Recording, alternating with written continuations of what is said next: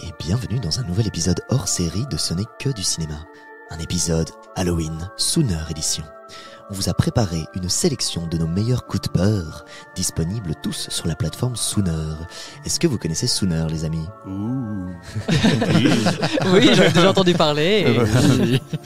Et d'ailleurs, sans plus attendre, on présente tout de suite. On a Jess autour du micro, on a Gabriel autour du micro et on a Edouard autour du micro, qui sont tous déguisés en mode pour vous faire peur.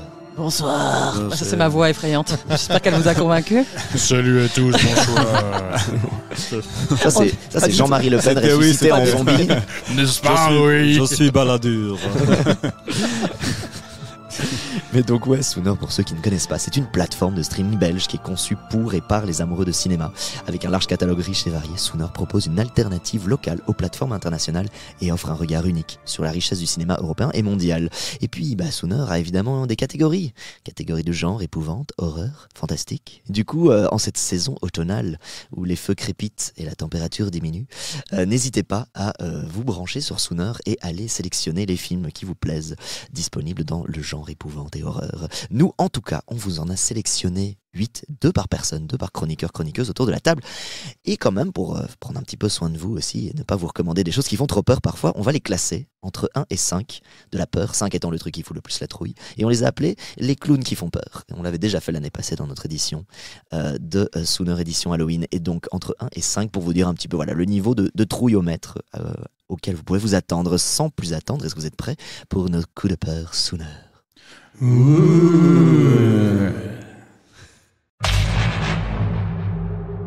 You survived the most famous serial killer since Jack the Ripper.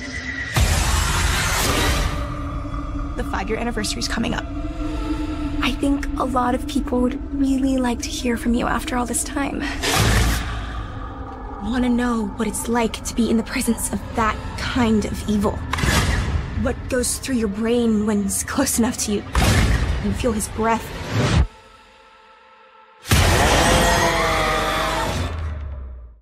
Ça tombe bien pour les clowns, cette circonstance. Là, je vais vous parler de Terrifier 3 de Damian Leone. Et donc là, je dirais quand même qu'il y a 4 clowns et demi sur 5, voire 5. C'est quand même pour un public extrêmement averti. D'ailleurs, c'est un film qui a été interdit aux moins de 18 ans. Et c'est ce qui a fait son succès aussi, parce que l'interdiction a amené les curieux à aller le voir en salle.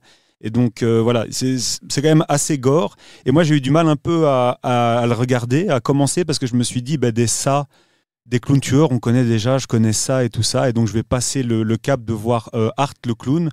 Et ouais, il faut s'accrocher quand même, parce qu'il y a des scènes quand même très très gore. Et le réalisateur Damian Leone ne se met vraiment aucune limite au niveau moral. Enfin, il y a des morts d'enfants, et en plus ça se passe pendant Noël aussi. Donc Art le clown revient à Noël, et donc il y a une scène dans un centre commercial où Art le clown est un Père Noël avec des enfants. Enfin, je dirais pas plus, mais c'est vraiment quand même assez trash.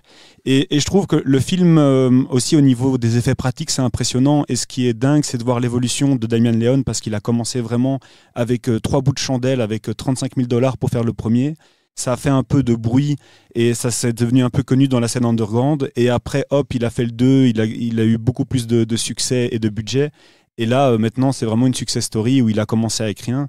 Et son Art le clown est dans le panthéon avec des Freddy Krueger ou des Jason Voorhees. Et donc vraiment, pour le parcours, je trouve faut vraiment saluer le parcours de cette œuvre. Et c'est vraiment une déclaration d'amour aussi pour tout ce qui est gore aussi dans les effets pratiques. Tu te dis, il faut quand même avoir un peu un esprit dérangé pour penser à toutes ces morts et ces choses comme ça, mais c'est tellement jouissif aussi quand tu sais que c'est des effets pratiques, parce qu'il n'y a pas d'effets spéciaux CGI, mais c'est vraiment que des effets pratiques. Et quand tu sais ça, tu te dis, allez, c'est bien fait, quoi. Et voilà, c'est vraiment très très bon conseil pour Halloween, mais il faut s'accrocher quand même. La vieja vive en el primero piso. ¿Qué ha pasado? Mari Carmen, que es la mujer que ha llamado a los bomberos de la policía, dice... Señora, estése quieta. Señora.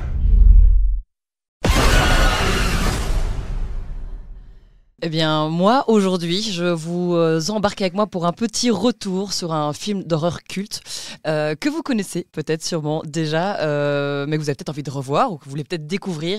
C'est REC, qui est sorti en 2007. Alors, c'est un film qui est devenu culte, évidemment, et une référence au style found footage, comme l'était par exemple Blair Witch Project ou encore Paranormal Activity, des films bien sûr qu'on connaît. Évidemment. Alors, c'est un film espagnol qui est tourné entièrement caméra à l'épaule, façon un peu reportage télé, avec un style nerveux et une tension vraiment en temps réel. Alors si vous l'avez jamais vu, de quoi ça parle? On suit en fait Angela, qui est une jeune journaliste qui est venue filmer une nuit les pompiers à Barcelone. Donc elle fait un reportage, sauf que l'intervention tourne évidemment au cauchemar. L'immeuble en fait est mis en quarantaine. On comprend pas tout de suite pourquoi. Il y a au début un peu un mystère et les habitants, deviennent fous. Quelque chose va se passer et en gros la caméra ne va jamais s'arrêter. Alors ce qui rend REC dingue, c'est son réalisme total. On a vraiment l'impression d'y être. On est vraiment à fond avec les protagonistes du début à la fin. On respire vraiment la panique avec les personnages. Et le son, la lumière, l'écrit, tout est brut, tout est immédiat, tout est viscéral même, j'ai envie de dire. Alors le film dure à peine 1h20, donc c'est assez court, mais il nous lâche pas une seule seconde et son final est resté mythique pour tous les fans de films d'horreur. Voilà, je sais pas si certains d'entre vous l'ont vu et se souviennent de cette scène finale. Vous vous en souvenez? Ouais, bien sûr. C'est un plan séquence complet alors si c'est... Non, le film n'est pas un plan séquence, mais joue un peu sur le côté vraiment immersif. Donc bref, REC c'est un condensé d'horreur vraiment pur et efficace et toujours aussi flippant 20 ans plus tard. Donc c'est à voir en ce moment sur Sooner, il est disponible et moi je lui mettrais un petit 3.5 petit clown. Voilà. Je pense que c'est ce qui implique quand même de découper un clown en deux et ça c'est tout à fait dans la thématique Est-ce que c'est autorisé de cette soirée? Oui, je pense qu'on peut 3,5, très bien. Allez, le prochain film, je te donne la parole, Edouard. When you get 3 vampires in a flat, obviously there's going to be a lot of tension. Viago was an 18th century dandy. Look, a ghost cop. Vladislav is a bit of a pervert. This is my torture chamber. Deacon's like the young bad boy of the group. I'm supposed to pay rent, but I don't. The trouble with being a vampire is you have to be invited in. Come into the bar, please. Eh bien, moi, je vais passer des clowns aux vampires. Oui. Peut-être un clown vampire, pourquoi pas. On part de l'Espagne, on prend l'avion et on va en Nouvelle-Zélande pour découvrir What We Do in the Shadows, ou en québécois, attention, Vampire en toute intimité. Oh là là, il le tient. Ah, tu le tiens bien. Donc voilà, What We Do in the Shadows, un film co-réalisé, co-écrit par Taika Waititi, que l'on connaît très bien maintenant, et Jermaine Clement, qu'on le connaît un peu moins, mais qui fait toujours partie des projets de ce fou furieux. Alors qu'est-ce que ça raconte ? Eh bien, on va tout simplement suivre, c'est une espèce de documentaire, voilà, pour ceux qui ont l'habitude, The Office, etc. On va suivre des vampires en fait qui sont en colocation, donc c'est génial comme concept. Enfin, des vampires en coloc, quoi. Donc il y a des problèmes pour faire la vaisselle, il y a du sang partout, enfin voilà, ce genre de conneries. Et ils adorent plonger en fait le phénomène du vampire dans le concret, dans le commun, tout le monde connaît ce genre d'embrouille.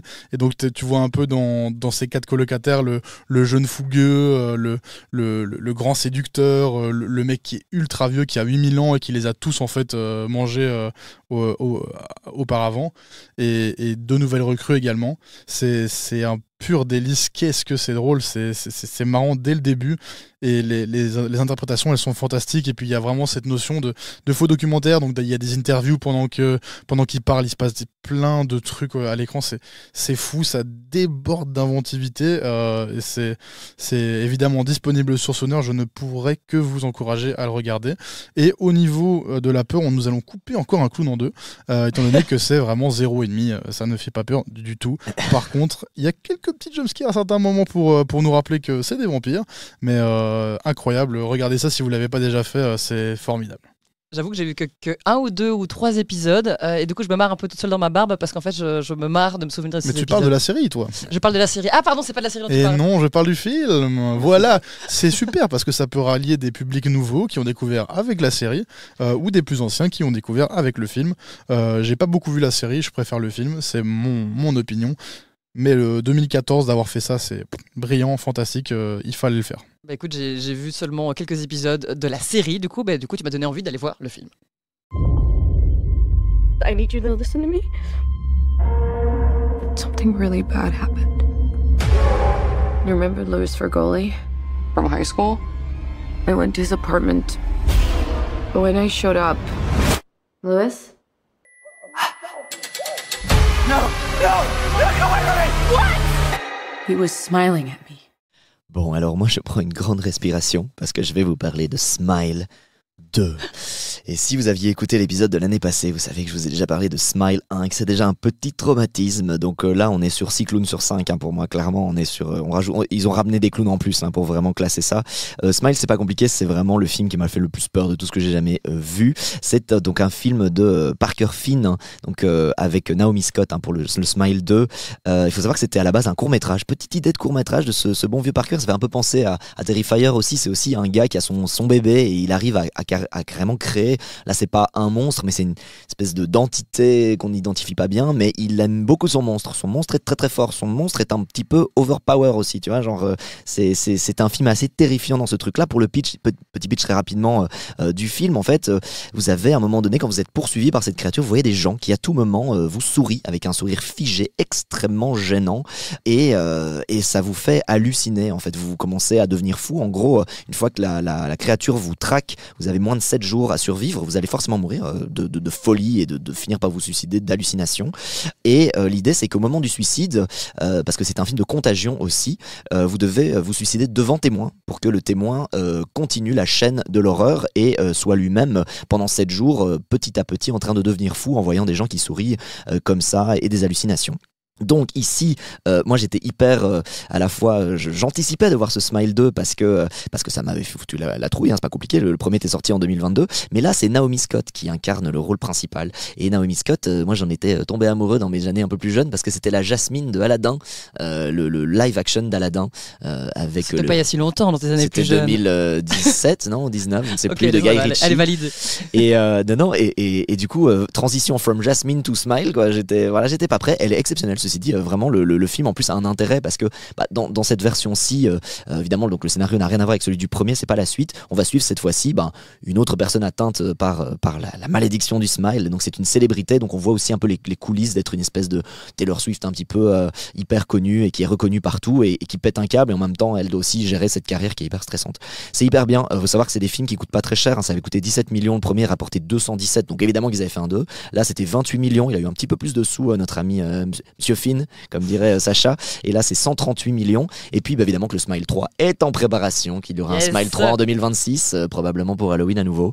Voilà, c'est un film qui me fait penser à It Follows aussi, si vous aviez vu ce film, qui est aussi un film de contagion avec de la métaphore bien sentie. Le film est un petit peu long, si je peux juste un tout petit peu critiquer, 2h10 pour un concept, finalement il y a moyen de faire un peu plus court, mais c'est bien, c'est généreux, c'est bien filmé, il y a de la mise en scène de dingue, il y a même des scènes un peu de danse pour créer cette espèce d'effet hypnotique. Les scènes dans l'appartement avec les danseurs. Avec les danseurs. Voilà. Vous l'avez vu, je vous donne tout de suite la parole. Vous avez vu que c'est dans l'univers des stars aussi, c'est intéressant, quoi. Qu'il y ait un film d'horreur dans cet univers de paillettes et de strass, il y a un bon contraste. Et pas parce que l'horreur est déjà de base dans sa vie à elle, c'est ça qui est terrible en fait.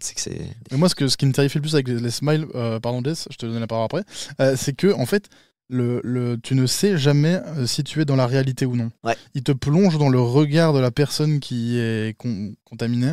C'est ça qui est terrifiant. En fait, tu as des fois 10 minutes de film et tu te rends compte que ces 10 minutes n'ont jamais existé. Ouais. C'est horrible. C'est horrible. Et en plus, ils ont tous des sourires, tous les acteurs sont castés avec naturellement de beaux sourires. Tu vois des belles dents, même quand ils sont dans les scènes normales, et tu te dis, toi, t'es un fusil de... Toi, tu es un sourire de Tchekhov, c'est sûr. Il y a même le fils de Jack Nicholson qui est au casting et qui, du coup, nous offre le sourire flippant de son père, dont il a hérité. Exactement. C'est vrai. Mais c'est vrai que moi, j'ai vu Smile 1 quand il est sorti, le premier, que j'avais bien aimé, mais je trouvais qu'il arrivait un peu au bout de son concept, où il le développait pas. Je trouvais un truc qui m'avait laissé un peu sur ma faim. Et là, je trouve que Smile 2 va vraiment à donf dans le concept et ça marche mieux. J'ai trouvé Smile 2 mieux que le premier. Ouais, je suis d'accord. Vous avez été été d'accord déçu aussi, ouais. par le C'est premier. vrai, ouais. Regardez le 2, il y a quelques scènes, parfois où j'y pense encore et j'en ai encore bien les boules. Ouais. Comme je dis, dans l'appartement avec les danseurs, c'est infernal. C'est Oui. infernal. Infernal. Et la scène finale est incroyable aussi, Ouais. sans rien Qu'on ne spoiler. spoil pas, mais qui est excellente. Je l'attendais pas et c'est beau. Il aime son monstre. C'est ça qui est beau en fait. En fait, c'est ça qu'on veut. On veut un respect du monstre, quoi, vraiment. Donc vraiment, foncez sur ce Smile 2 et puis moi, je pars en thérapie, voilà, pendant 2 semaines, l'histoire de m'en remettre.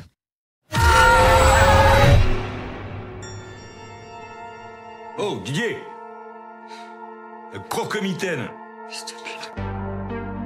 Le maudit voit son corps changer à mesure que les pulsions de chasse l'envahissent. Qu'est-ce que tu manges? Fromage de tête. D'habitude, tu prends des chocopics? Donc moi, je vais vous parler de Teddy, qui est un film français des frères Boukerma. Je prononce bien Boukerma. Ouais, tout à fait. Donc j'ai vraiment bien aimé parce qu'en fait, c'est un film de loup-garou français qui se passe dans un contexte de lutte anti-loup dans les Pyrénées, où les éleveurs sont en protestation contre le loup qui revient dans les Pyrénées. Et c'est Teddy qui n'a pas de diplôme et qui travaille dans un salon de massage, qui va se faire mordre par une bête. Et j'ai bien aimé parce que tu vois que c'est un film français avec peu de budget, mais ils se disent allez, on y va à fond, on fait un film de loup-garou sans faire l'erreur de montrer un loup-garou quand on n'a pas de budget. Et donc du coup, ils vont beaucoup le suggérer. Et donc c'est assez bien mis en scène.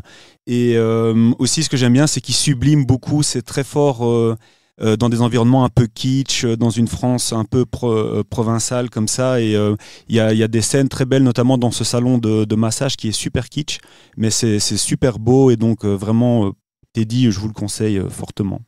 Et combien de clowns? Combien de loups-garous clowns? Un loup-garou. Un loup-garou, ouais. Enfin un clown loup-garou wolf. Clown-garou. Clown-garou. Ça fait pas très peur. C'est même un peu une comédie, mais c'est pas mal. Et aussi, ça parle d'autres choses. Ça parle aussi beaucoup de l'exclusion scolaire. Ça parle des inégalités sociales et tout ça à travers le mythe du loup-garou.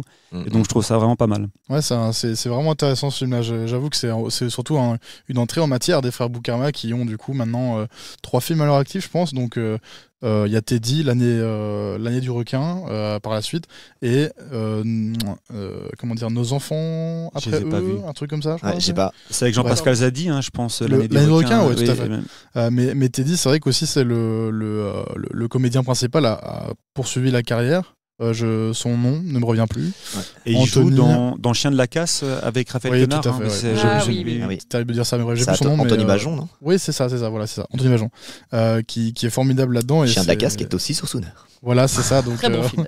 Voilà, donc c'est des super films et très belle recommandation. Je plus sois. Ok, donc un loup-garou. Oui, ça fait pas très clownesque, très bien. What you are witnessing are the murders of 5 families captured on film. To this day, none of the cases have been solved. The only thing that connects them is the appearance of this figure. The ancient church believed he actually lived in the images themselves. What is happening? Trevor? Sinister. Eh bien moi, je vais vous parler de Sinister, qui est sorti en 2012, qui est réalisé par Scott Derrickson. Alors, je ne l'ai pas découvert tout de suite à sa sortie, je l'ai découvert quelques années plus tard, et en fait, finalement, je me suis dit, ça tient la route, cette chose. C'est un bon petit film d'horreur qui fait bien le taf. Alors, première raison de le voir, Ethan Hawke est une des premières raisons de le voir, c'est que c'est l'acteur principal du film, il tient le rôle principal. Il est dans le rôle d'un écrivain qui est un petit peu en manque d'inspiration et qui donc va s'installer avec sa famille dans une nouvelle maison pour écrire son prochain livre. Alors là, on pourrait dire, tiens, c'est un petit peu cliché, c'est un petit peu bateau comme début de film. Ce serait pas Shining par hasard. Alors, il y a un petit peu des vibes. Non, et le film part dans complètement autre chose, je vous rassure, rien à voir avec Shining. Et alors, bien sûr, mauvaise idée, c'est qu'il va trouver dans le grenier de cette nouvelle maison une boîte de films Super 8. Donc ça, pour les cinéphiles, c'est un peu cool parce qu'il va dérouler comme ça des vieux films. Et sur ces vieilles bobines, il va y découvrir des meurtres horribles de familles ou de gens. Voilà, des meurtres inexpliqués dont il ne sait pas quand ça s'est passé, ni pourquoi, ni qu'est-ce. Et à chaque fois, dans les images, il voit aussi une sorte de silhouette un petit peu inquiétante qui apparaît.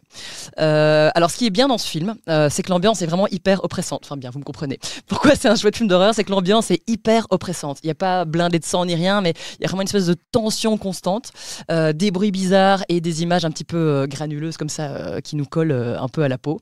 Alors Ethan Hawke, il est parfait dans le rôle de cet écrivain qui est un petit peu curieux, un peu trop curieux d'ailleurs, qui va venir un petit peu happé par ce qu'il découvre, et plus il regarde les vidéos, eh bien plus on s'enfonce avec lui dans le malaise.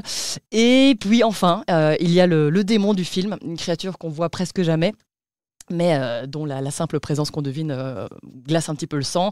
Et enfin, il y a un final. Le final du film qui est absolument glaçant, que moi j'ai adoré, que j'avais pas vraiment vu venir. Donc voilà, à sa sortie, Sinister a quand même cartonné. Il avait aussi un tout petit budget et ça a été un gros succès. Donc bref, si vous aimez les frissons sans trop de clichés et puis une angoisse un petit peu latente dans une vieille maison, Sinister est aussi à voir sur Sooner en ce moment. Et moi je dirais que c'est un petit 3 sur 5 quand même. 3 petits clowns. Voilà. Donc un peu moins que Rec, mais un petit 3 gentils clowns. Moins que Rec, ok, d'accord. Ouais. Mais avant que tu rebondisses, ça faisait pas partie justement de l'univers non, mais... des films avec les Warren, hein. C'est pas le même univers. Non, c'est pas vraiment le même univers, mais en fait c'est vraiment des films qui sont sortis en même temps. Et si je dis pas de bêtises, ils le mettent quand même sur l'affiche que c'est par les producteurs de Conjuring. Donc c'est par les producteurs, mais je crois qu'il y a les producteurs derrière. Par les producteurs, c'est toujours pour dire on a fait un autre truc bien, donc allez voir ce truc. Je confonds toujours Insidious et Conjuring. Ouais, c'est ça. C'est un peu la même vibe. Si vous avez aimé Conjuring, vous allez aimer Sinister. Ouais, c'est très début 2010. Voilà, c'est ça. Mais ouais, du coup, ce qui est marrant, c'est que tu disais Ethan Hawke dans un film d'horreur. Moi, je me disais tiens, étrange. Et en fait, c'est le méchant de Black Phone en fait récemment, tu vois. Et en fait, c'est vrai qu'il en a fait d'autres dont j'ai plus les titres forcément en tête, mais c'est pas son seul film d'horreur à son actif. C'est ça. On pense à Before Sunrise, on pense à tous ces chouettes films, mais il y a également aussi un peu d'horreur chez notre ami Ethan et Black Phone 2 d'ailleurs qui arrive en force bientôt et dont j'ai hâte de découvrir. Peut-être qu'on en parlera dans un épisode normal de Ce n'est que du cinéma. Bon très bien. Eh bien Edouard, tu gardes la parole pour ton deuxième coup de peur. Happy Valentine's Day. Happy B-Day. Don't get killed, all right? What was... Why would he say that?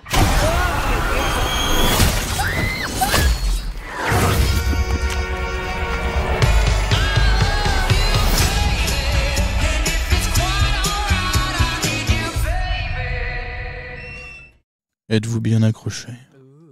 Oui. Je vais vous parler d'un film qui vous glacera le sang. J'ai essayé. Bon, allez, je tiens plus le personnage, c'est tout. Moi, je vais vous parler de Heart Eyes, ou alors, là aussi, je ne peux pas m'empêcher, un super titre québécois que vous devinez peut-être, et non, certainement pas, c'est The Yeux en cœur. Et c'est énorme. Donc ça me fait mourir de rire à chaque fois.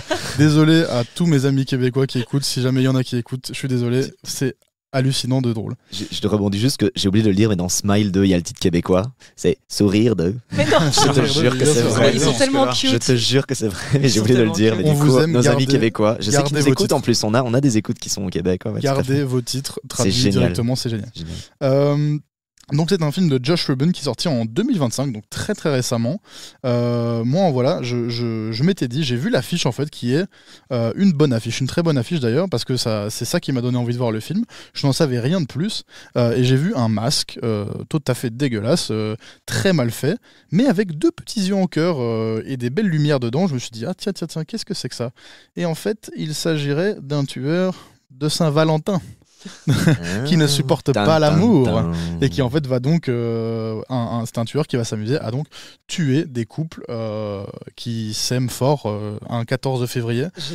Donc voilà, c'est un slasher moderne et donc, du coup les slashers autant dans les modernes et même dans les anciens, c'est très facile de le rater, le slasher, très très facile de le rater. Et donc notamment récemment il y avait eu des Thanksgiving, des trucs comme ça qui étaient relativement mauvais, voilà, désolé, mais Heart Eyes m'a vraiment plu et m'a vraiment attiré. C'est pas un chef-d'œuvre non plus, mais par contre ça vaut vraiment le coup si vous aimez les slashers. Et il y a notamment aussi des retours, on en avait déjà parlé, Destination Finale de Devon Sawa qui refait une petite apparition, donc le principal dans le premier film. C'est ultra bien, c'est ultra maîtrisé dans le slasher, c'est très chouette à regarder. Ça fait peur un peu. On est à combien de clowns avec des cœurs En fait, je dirais c'est vraiment par scène. C'est vraiment par scène, mais si on met dans le global, je dirais peut-être 2. Je lui donne 2 petits clowns, 2 yeux, 2 cœurs. Et non, moi du coup j'ai beaucoup aimé aussi la DA en fait. Il y a tout ce truc de tueur de Saint-Valentin, il tire des carreaux de flèches avec des cœurs. Enfin, il y a un truc. Il y a un truc sympa qu'on n'avait pas vu avant, de quelqu'un qui s'est fait kiffer, qui s'est dit je vais faire un tueur de Saint-Valentin, ça va être sympa. Et en effet, il a bien réussi son coup parce que ça marche et tu vois les trucs un peu venir, mais c'est un slasher, on les connaît tous. Mais pour le coup, ça remet bien, je trouve, ces lettres de noblesse au bon slasher comme on les aime. Voilà. T'es végétarienne toi maintenant? Bah non, pourquoi? Et elle, c'est ta sœur? Mais j'appelle mes parents si tu me crois pas. T'es sérieuse là? C'est pas la mer à boire, franchement tout le monde y passe. Bah t'as qu'à manger le sien alors. Le mien je l'ai déjà mangé l'année dernière, sinon je serais pas là. Allez, je te regarde. Et alors, quant à moi, mon deuxième film, je vais vous parler de Grave, qui était donc réalisé par Julia Ducournau, qu'on a connu pour sa Palme d'Or à Titane. C'était son film suivant. Et puis Alpha, qui nous avait moins convaincus. Au Festival de Cannes, je regarde Jess qui était là, on avait été moins convaincus. Mais en tout cas, Grave, je vous en parle déjà parce qu'il est sur Sooner et que c'est un excellent film, et aussi parce que voilà, vraiment, dans les 3 que je viens de vous citer, je trouve que c'est le très très bon en fait des 3. Même si Titane était ok, mais il y avait déjà des trucs à dire. Grave, c'est juste une réussite. C'est vraiment super bien avec Garance Marillier, Ella Rumpf et Rabanaït Oufella. Donc le petit pitch, on va suivre Justine, qui vient d'une famille de vétérinaires où ils sont tous végétariens aussi. Et à 16 ans, cette adolescente surdouée va rentrer dans une école de veto déjà, parce que donc elle a réussi son bac un peu plus tôt que les autres. Et sa sœur aînée est déjà élève là-dedans. Mais à peine installée, le bizutage va commencer. Donc on va la forcer à manger de la viande crue, par exemple. On est chez les vétos. Et pour la première fois de sa vie. Et du coup, les conséquences ne vont pas se faire attendre. Justine va bientôt découvrir sa vraie nature. Voilà, je vous laisse là pour le pitch parce que du coup ça ne révèle pas trop ce que le film renferme. C'est juste, c'était une vraie claque Grave quand je l'avais vu. J'oublierai pas, j'étais dans mon lit quand je l'ai vu. Quand j'étais avec mon petit ordinateur portable sur Sooner, en train de regarder ça. C'était en plus une matinée. Ça devait être un dimanche matin. Je sais pas ce qui m'a pris de regarder ça. Tu t'es fait un petit kiff un dimanche matin. J'avais grave envie en tout cas. Wow. Et non, d'ailleurs, histoire vraie, Grave. Pourquoi le titre Grave? Parce que c'est un mot justement qui est devenu en français hyper galvaudé. On dit grave, mais du coup ça fait perdre son sens. Le mot grave. Il y a des choses qui sont graves dans la vie justement. Et ce qui se passe dans cette école de veto, c'est grave, mais du coup, quand on dit c'était bien, ouais, c'était grave bien. Tu vois, quelque part, c'est bizarre. Donc, elle a pris ce titre-là. Bref, ouais, Grave. Voilà, Grave, c'était grave bien. 6 nominations au César, aucune remportée, mais 6 nominations quand même pour un premier coup d'éclat, c'était très bien. Et mais voilà, comment vous dire sans vous en révéler trop, c'est gore, mais c'est malin, ça critique pas mal de choses. Les acteurs sont excellents. Garance Marillier dans le rôle principal de cet ado de 16 ans qui plongeait, presque envie de dire plongé dans une baignoire de sang de cette école de veto du bizutage. Il n'y a pas beaucoup de films qui parlent du bizutage aussi, qui est un vrai à la fois folklore et problème. Il y a toujours des moments qui dérapent, que ce soit en France, en Belgique.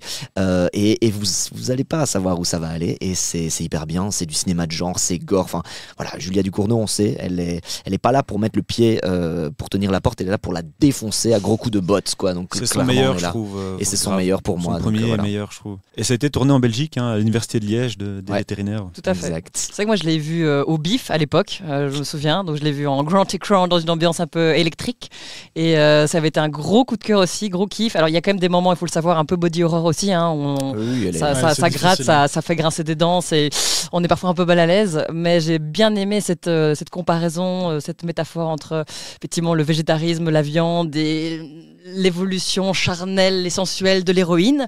Donc voilà, il y a un très très bon film qu'on vous recommande. I need to stop it, but I don't know how. Eh bien, c'est tout pour nous. On espère que ces recommandations de Coup de Peur Sooner vous ont convaincu. N'hésitez surtout pas à nous dire lesquels sont vos films préférés en cette période automnale. Voilà, on a dû en choisir 8. Il faut savoir que le catalogue, on comprend des dizaines et des dizaines, donc ça n'a pas été simple de choisir. À mon avis, il y a encore largement de la matière pour en faire un 3e épisode.